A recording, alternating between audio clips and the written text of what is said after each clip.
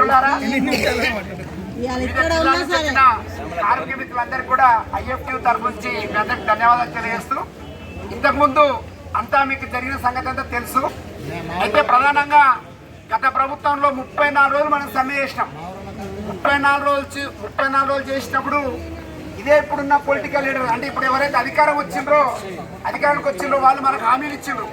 మేము వచ్చినెంబడే ఇటువంటి ధర్నాలు చేయనీయమని, ఎటువంటి ధర్నాలు చేయనీయమని మాట్లాడినరు. కానీ మనం గత 6 నెలలుగా ఏదో రూపేణ ధర్నాలు తర్వాత మెమోరాండాలు ఇస్తూనే ఉన్నాం. అయితే నిజంగా నిన్న మొన్న 9వ తారీఖు రోజు రేవంత్ రెడ్డి గారు మామనాడు జిల్లాకు వచ్చిండు.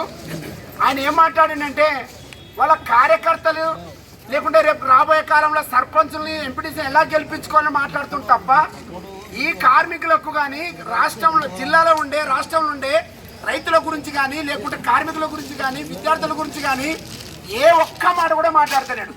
అంటే వీళ్ళు ఎంతసేపు అధికారం కోసమే మాట్లాడుతున్నారు. కానీ నిజానికి ఈ రాష్ట్రం బాగుపడాలంటే కార్మికులు ముందుండాలి. ఈరోజు హరితహారం కార్యక్రమం ఉంది. రోజు ఆ చెట్లు పెంచుకొని అసలు నిలకడ లేకుండా పని చేయిస్తున్నారు. ఆ ట్రాక్టర్లు వస్తే ఉదయం 6 గంటలకే మీరు పోయి కూర్చోవాలని మాట్లాడుతున్నారు. అసలు తిండి లేదు, టిఫిన్లు లేవు. ఒకవేళ ఆ టైం పోకుంటే సస్పెండ్ చేస్తానని మాట్లాడుతున్నారు. ఒక దిక్కు భయము, ఒక దిక్కు జీతం లేని పరిస్థితి. ఇంటికాడ కొట్లాడాలన్నా లేకుంటే అధికారంతో కొట్లాడాలా, ఎక్కడ కొట్లాడలేక బానిసలాగా బతికే స్థితి వచ్చింది. కాబట్టి ఈ ప్రభుత్వం నిజానికి ఇది ప్రజాపాలన ప్రభుత్వం లాగా కనిపించలేదు. ఓన్లీ అధికారం కోసం మాత్రం ఉంది.